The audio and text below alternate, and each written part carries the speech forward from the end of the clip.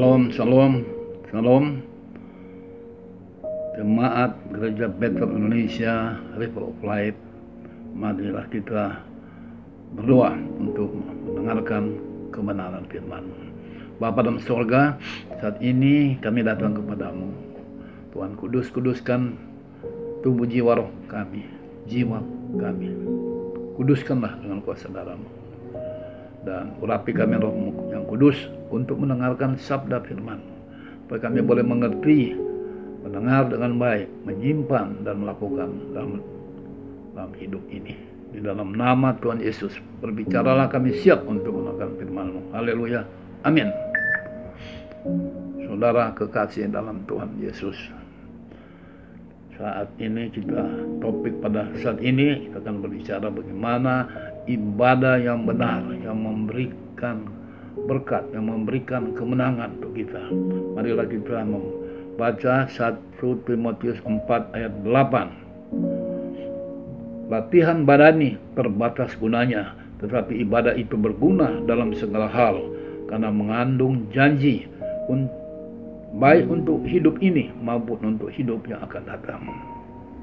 Saudara kekasih dalam Tuhan, ibadah itu berguna dalam segala hal, dalam segala aspek kehidupan kita, karena mengandung janji baik untuk hidup ini maupun untuk hidup yang akan datang. Sekarang kita hidup di akhir tahun 2020, bulan Desember. Kita hidup dalam dunia ini, kita hidup dalam era wabah yang terbesar pernah terjadi di dunia, ialah wabah Corona 19. Saudara kasih dalam Tuhan, dikatakan bahwa ibadah itu berguna dalam segala hal, maka kita akan melihat bagaimana peranan atau kuasa ibadah yang benar, karena mengandung janji maupun hidup ini.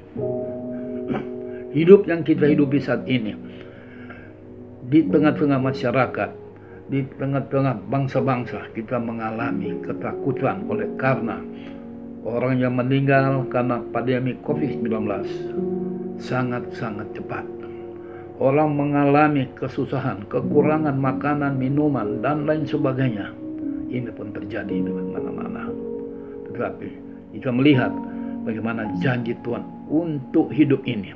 Jadi untuk hari ini kita akan lihat janji Tuhan adalah ya dan amin. Saudara kasih dalam Tuhan, kemudian untuk hidup yang akan datang, kita juga akan memperoleh dengan iman kita. Apa yang kita akan memperoleh hidup yang akan datang setelah kita beribadah dengan benar pada Tuhan. Saudara-saudara kekasih Tuhan, saat ini kita melihat dalam kehidupan kita begitu banyak masalah yang terjadi di dalam kehidupan kita. Kadang kita sulit beribadah, sedangkan negara kita menjamin akan ibadah, tapi ternyata banyak kali ada kesulitan sehingga banyak orang tidak bisa beribadah. Tapi kalau kita beribadah sungguh, maka itu mujizat akan terjadi. Itu sebabnya kita akan melihat juga berkat-berkat apa yang dapat kita beribadah setelah kita beribadah secara benar. Kita bisa baca di dalam Keluaran 23 ayat 23. Keluaran 23 ayat 23, demikian firman Tuhan. Sebab malaikatku akan berjalan di depanmu dan membawa engkau kepada orang Amori, orang Het, orang Feris, orang Kanaan, orang Hewi, dan orang Yebus, dan aku akan melenyapkan mereka. Ayat 24. Janganlah engkau sujud menyembah pada Allah mereka atau beribadah kepadanya, dan janganlah engkau meniru perbuatan mereka, tapi haruslah engkau memusnahkan sama sekali patung-patung berhala buatan mereka, dan tugu-tugu berhala mereka haruslah kau remukkan sama sekali. Tetapi kamu harus beribadah kepada Tuhan Allahmu maka Ia akan memberkati roti makananmu dan air minumanmu, dan Aku akan menjauhkan penyakit daripada tengah-tengahmu. 26. Tidak akan ada di negerimu perempuan yang keguguran atau mandul. Aku akan menggenapkan tahun umurmu. Kengerian terhadap Aku akan kukirimkan mendahului engkau. Aku akan mengacaukan semua orang yang kau datangi, dan Aku akan membuat semua musuhmu lari membelakangi engkau. Saudara kasih dalam Tuhan, inilah janji-janji kepada kita orang percaya yang beribadah kepada Tuhan. Pertama kita lihat di sini, dia katakan bahwa karena ini yang terjadi ini adalah pada waktu bangsa Israel akan memasuk tanah Kanaan. Mereka menghadapi 6 suku bangsa mereka hadapi, dan mereka semuanya penyembahan berhala.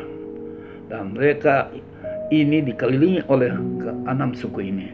Tetapi malaikat Tuhan mengantar mereka menghadapi akan ke-6 suku ini. Tapi dengan janji bahwa tidak boleh kita respek atau beribadah kepada Allah-Allah mereka. Jangan sampai mereka mempengaruhi kemudian dapat merubah akan iman daripada bangsa Israel. Malaikat membawa untuk menghadapi musuhnya, dan pada waktu mereka beribadah apa yang dijanjikan Tuhan? Pertama kali harus beribadah, ayat 25 pada Tuhan. Ia akan memberkati roti makananmu dan minumanmu. Dia akan memberkati roti. Saat ini kita menghadapi musuh kiri kanan kita, tidak menyenangi kita. Ini pun terjadi dalam usaha, ada persaingan dan sebagainya dan sebagainya. Ini merupakan musuh utama kita yang menghalangi kita. Tapi kalau kita beribadah dengan benar, dikatakan Dia akan memberkati roti makanan dan air minum. Apa yang kita makan minum itu diberkati, karena Dia berjanji Dia akan melakukannya. Tidak ada yang tidak mungkin bagi Tuhan. Dan Dia akan menyediakan juga, bukan yang memberkati, menyiapkan makan minum kita, karena Dia adalah Yehova Jireh. Dan Aku akan menjauhkan dari penyakit. Nah, kita tahu sekarang penyakit sekarang tidak kelihatan. Ini pandemi Corona-19, tapi beribu-ribu orang, beratus-ribu orang sudah meninggal di dunia ini. Tapi inilah yang keadaan kita sekarang. Tapi Tuhan berjanji bahwa kalau kita beribadah dengan sungguh-sungguh sesuai kehendaknya, maka kita dijauhkan daripada penyakit. Penyakit apapun juga. Ini janji Tuhan. Aku akan menjauhkan penyakit dari tengah-tengahmu. Jadi yang kita khawatir, kuatkan iman kita. Yakin bahwa firman Tuhan adalah ya dan amin. 26. Tidak akan ada di negerimu perempuan yang keguguran atau mandul. Tidak ada yang keguguran atau mandul. Jadi Tuhan, kita tahu bahwa kita, dunia ini harus dipenuhi oleh anak-anak Tuhan. Bahwa keturunan kita akan bertambah-tambah untuk memuji, memuliakan, besarkan Tuhan. Untuk mengelola akan dunia dan isinya, karena dunia isinya adalah milik Tuhan. Dan kita lihat bahwa ini berkat yang akan kita berikan kalau kita beribadah yang benar pada Tuhan. Kemudian, Aku akan menggenapkan tahun umurmu. Dia akan menggenapkan tahun umurmu. Artinya pada waktu kita lahir, Tuhan telah tetapkan umur kita. Kalau sesuai dengan kita baca di dalam Kejadian 6 ayat 3, bahwa roh Allah kepada manusia sampai 120 tahun. Ini roh Allah kepada manusia, janjinya 120 tahun. Kemudian dalam Mazmur 90 ayat 10 itu doa Musa, dikatakan mereka hidup dalam padang belantara demikian rupa, sehingga kalau 70 tahun masih kuat, tapi 80 tahun atau lebih akan kesusahan. Tapi mana kita percaya itu doa Musa, tapi kita harus berpegang yang apa yang difirmankan Tuhan ialah Kejadian 6 ayat 3 dan sesuai iman kita. Saudara kasih ini mengenai umur. Jadi umur ini aku akan mengenapkan tahun umurmu. Kita bisa memperpendek umur kita, misalnya dengan kita menggunakan narkoba, kita tidak memelihara tubuh kita, minum minuman keras dan sebagainya. Itu akan merusak tubuh kita sehingga akan memperpendek umur kita sendiri. Jadi hal ini Tuhan tidak jamin. karena dia berikan kebebasan kepada kita. Jadi kita harus menjaga tubuh kita, karena tubuh kita adalah bait Allah, rumah Roh Kudus. Kita perlu makan minum, dia akan siapkan makan minum, dia akan memberkati makan minum, dan supaya kita setelah makan minum kita beristirahat. Kita gunakan tubuh ini, karena tubuh kita ini bait Allah, kita gunakan untuk memuliakan Tuhan. Jadi inilah yang terjadi kalau dia akan menggenapkan tahun umurmu. Saudara kasih dalam Tuhan, ayat 27, kengerian terhadap aku akan kukirimkan mendahului engkau. Aku akan mengacaukan semua orang yang kau datangi. Artinya orang-orang yang kita hidup dengan mereka yang tidak menyenangi kita, membenci kita dan sebagainya. Dia akan mengacaukan mereka, mengacaukan pikiran mereka, mengacaukan niat-niat tidak baik mereka. Misalnya dalam usaha ada orang-orang yang tidak menyenangi kita dan mereka menggunakan kuasa kegelapan dan sebagainya dan sebagainya. Ini terjadi apalagi di Indonesia, di timur. Banyak menggunakan kuasa-kuasa kegelapan di dalam usaha perdagangan dan sebagainya dan sebagainya. Dan Tuhan akan mengacaukan mereka, dan aku akan membuat semua musuhmu lari membelakangi engkau. Jadi Tuhan yang membuat musuh-musuh kita mereka akan lari. Amin. Kalau kita beribadah dengan sungguh, dengan benar sesuai kehendak Tuhan.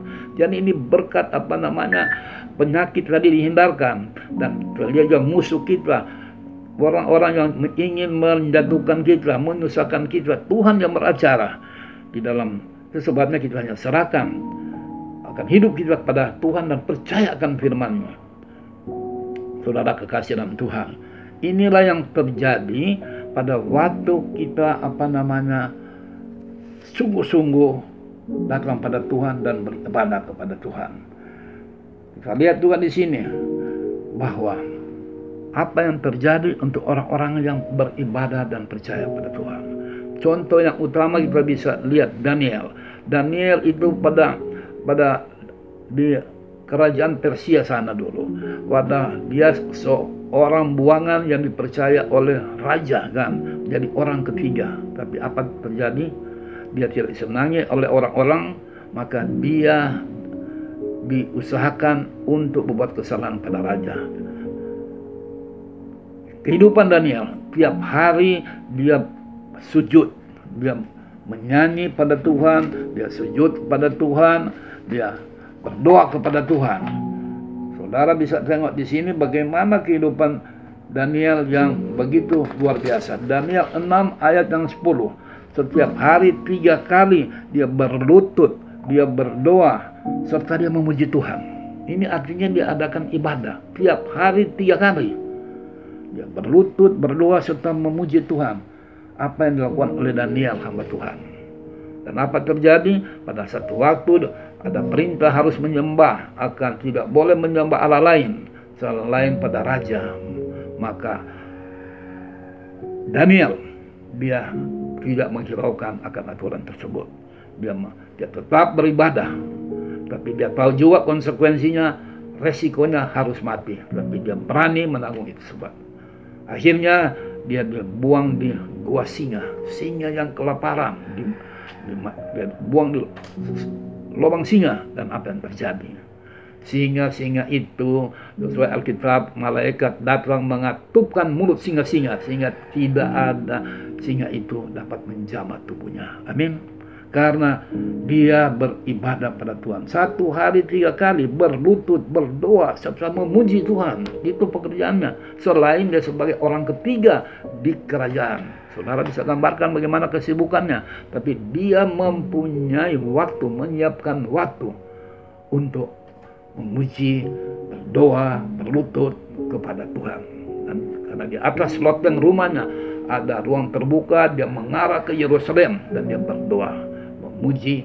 Itulah sebabnya kita lihat bahwa dia dibela oleh Tuhan dan dia diberikan pangkat yang tinggi di kerajaan tersebut. Demikian juga kita lihat bagaimana terjadi untuk hamba Tuhan yang lain. Sadrak, Mesak, Abednego. Mereka pun tidak kompromi. Mereka tetap beribadah pada Allah yang hidup, Yahweh. Dan apa yang terjadi? Kita lihat juga mereka juga dibuang, dilemparkan ke apian yang 9 kali panas, sehingga orang yang melemparkan, tentara yang melemparkan mereka ke ruang api yang dipanaskan 9 kali, yang tentaranya mati. Ketika mereka masuk dalam kamar api tersebut yang sangat panas itu, maka raja melihat ada 4 orang, karena Tuhan sendiri telah turun untuk membela mereka. Dan inilah apa yang terjadi. Dan Allah yang Daniel sembah, Allah yang kita sembah di dalam Yesus Kristus, ialah Allah yang sama, tidak pernah berubah, dulu, sekarang, selama-lamanya. Janjinya untuk memberkati kita, janjinya untuk memberkati kita kalau kita sungguh-sungguh beribadah kepadanya.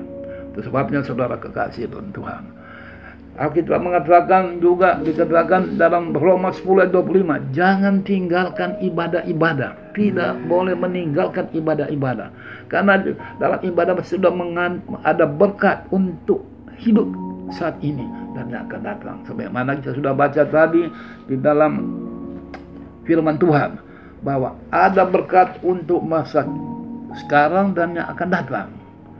Jadi saudara kasih dalam Tuhan, kita harus perbanyak ibadah-ibadah kita. Ibadah-ibadah kita, persekutuan dimanapun kita perbanyak, supaya kita bisa mempunyai kemenangan. Karena sungguh-sungguh saat ini bukan hal yang mudah. Sejarah dunia baru terjadi, Tuhan.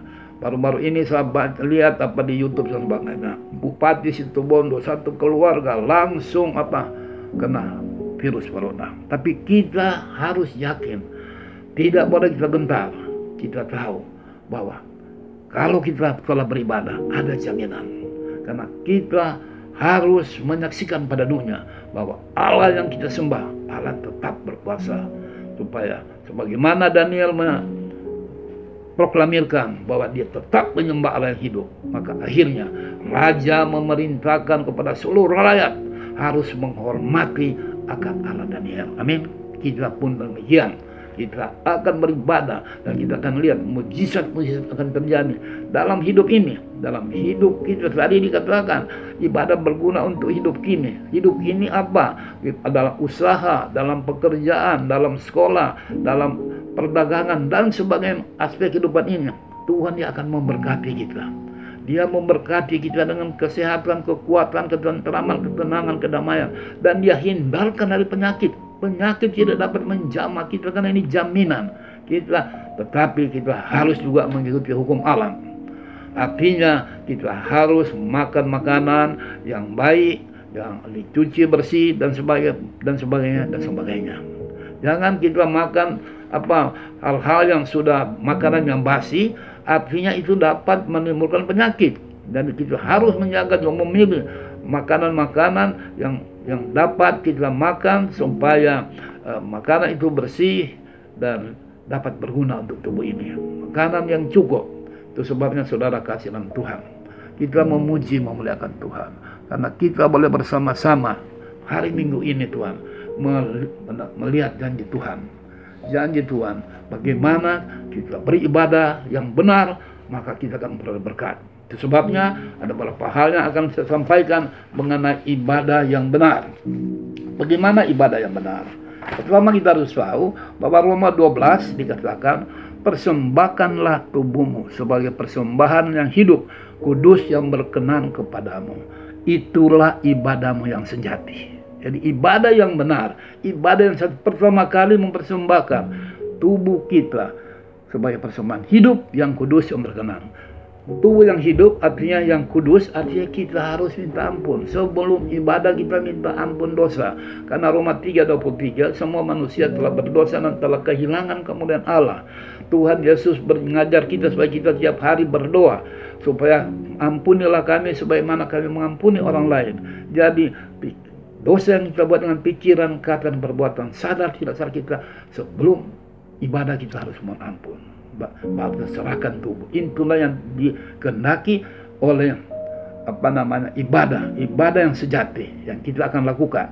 Jadi mohon ampun, karena pada saat kita mohon ampun, dosa merah sebagai kermisi akan menjadi putih seperti salju. Ini janji Tuhan.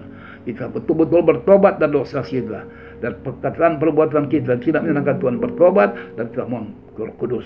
Dan kedua, kita tahu ibadah yang benar di situ juga ada penyembahan. Pertama, pujian. Kita lihat, kita memuji Tuhan. Kenapa Tuhan harus dipuji?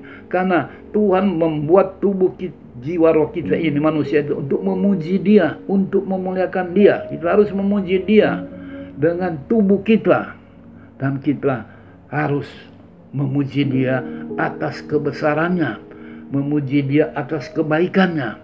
Itu sebabnya dalam ibadah pada ada kita pujian, kita menyanyi untuk Dia, memuji Dia kebesarannya. Itu harus kita lakukan, puji-pujian.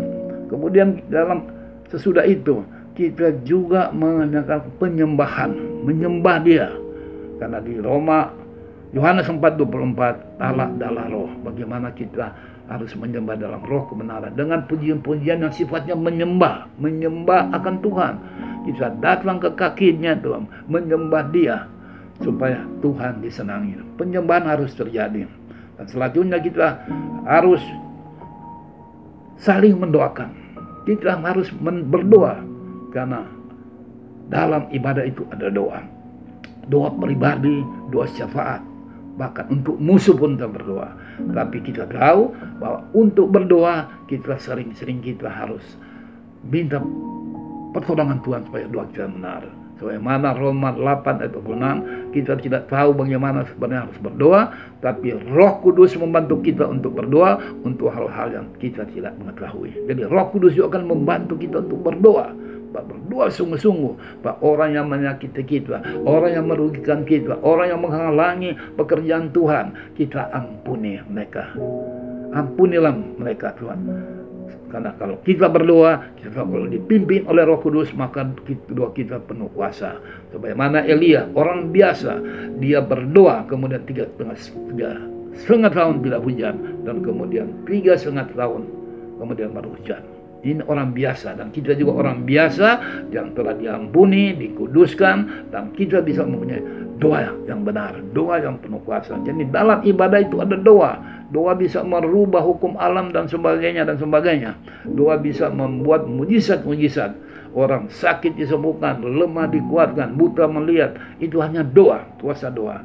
Jadi dalam ibadah itu ada doa. Kemudian kita lihat juga ada kesaksian. Kesaksian, kita harus menyaksikan pekerjaan Tuhan, kebesaran Tuhan yang Dia sudah buat untuk kita keluarga, untuk bangsa-bangsa, untuk dunia ini. Kita harus melihat begitu betapa besar perbuatan-perbuatan Tuhan. Kesaksian-kesaksian oleh orang-orang yang tidak percaya bisa dipercaya, yang lemah dikuatkan, yang sakit disembuhkan. Begitu besar kuasa Tuhan, kita harus saksikan supaya dunia ini diselamatkan. Kemudian selanjutnya kita tahu ada firman. Dan firman ini yang Tuhan Yesus sendiri kita harus terima Dia. Firman itu merupakan rema pada saat itu kita lakukan, sehingga apa yang kita lakukan semuanya berhasil karena pertolongan Roh Kudus. Kemudian selanjutnya kita tahu ada persembahan. Selain tadi persembahkan tubuh kita, kita ada persembahkan ucapan syukur, materi, persembahan khusus, dan lain-lain. Kita harus membawa ke gereja supaya gereja kita tidak pernah berkekurangan. Dan juga teristimewa kita selalu harus tahu Maleakhi 3:10, berikanlah perpuluhan. Karena ini Tuhan sendiri berjanji Dia akan membukakan tingkap langit dan memberkati kita dengan berkat yang berkelimpahan. Janji Tuhan tidak pernah berubah dulu, sekarang, selama-lamanya. Itu sebabnya saudara kasihan Tuhan, di dalam ibadah kita harus datang Dia dengan penuh ucapan syukur. Kita datang Dia kepadanya Tuhan dengan mengharapkan kasih Tuhan yang senantiasa membela kita, membela keluarga kita, usaha kita, saudara-saudara kita, jemaat GBI River of Life. Kita harus saling mendoakan supaya program kerja yang sudah Tuhan tetapkan untuk gereja kita ini akan terjadi. Karena sesudah ini kita akan lihat perkara-perkara besar. Kemudian ada doa berkat oleh gembala yang telah ditetapkan oleh Tuhan, ialah Pastor Junadi. Dan kita harus doakan gembala kita, karena dia telah dipakai Tuhan. Kita doakan dia, istri, anaknya, usahanya, pekerjaannya, karena dia sudah dipilih oleh Tuhan. Dan kita memiliki kewajiban untuk mendoakan gembala kita, hamba-hamba Tuhan yang telah Tuhan pakai untuk membina kita dalam kerohanian. Doakanlah supaya dipakai dengan luar biasa, lebih heran, ajaib lagi. Itu sebabnya saudara kekasih dalam Tuhan, kita sudah jelas melihat di sini bahwa kita dikelilingi oleh begitu banyak orang-orang yang tidak seiman dengan kita, orang-orang, tapi kita harus percaya, jangan kita sampai terpengaruh oleh cara mereka. Jangan lagi kita dibujuk-bujuk untuk pergi ke tanah suci di mana itu, untuk supaya diberkati. Kita tahu di mana kita berada, di mana kita berada, di mana Tuhan berada, itu tanah suci, dikuduskan. Sebagaimana Tuhan memanggil Musa, bukalah kasutmu, karena tanah yang engkau injak itu adalah kudus, suci. Bukan tanah yang suci, tetapi kehadiran Allah suci. Kita tahu dalam ibadah ini Allah hadir di tengah-tengah kita. Di rumah kita ini hadir, suci, kudus.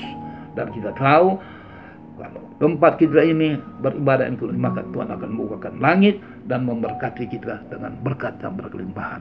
Jadi ibadah, jangan kita tinggalkan ibadah-ibadah, karena ini perintah Tuhan, bukan pilihan. Keharusan beribadah, harus beribadah kepada Tuhan. Tuhan yang hidup, kita harus beribadah kepadanya, memuliakan dia, membesarkan dia. Dan kita percaya dengan ibadah dari yang kita lakukan selama ini di Gereja Bethel Indonesia Roll, saya kira ini ibadah yang sudah ditetapkan oleh Tuhan. Dan kita tetap berkati akan semua, akan hamba-hamba Tuhan senior yang dipakai Tuhan di Gereja Bethel Indonesia, baik di Senode dan di mana-mana pun berada di dunia ini. Di dalam nama Tuhan Yesus Kristus, saat ini kami mengucap syukur karena Tuhan telah memberkati kita dengan rahasia-rahasia berkat di dalam ibadah Tuhan. Kita akan berdoa. Bapa kami dalam surga, terima kasih atas firman-Mu yang heran ajaib. Kami berikanlah kepada kami iman yang teguh, supaya kami tetap beribadah kepadamu, tetap memuliakan Tuhan, melakukan ibadah yang benar sesuai kehendak Tuhan. Dan kami percaya kami akan jadi berkat, jadi terang di dunia ini, jadi garam di dunia ini. Di dalam nama Tuhan Yesus Kristus kami berdoa dan mengucap syukur. Haleluya. Amin.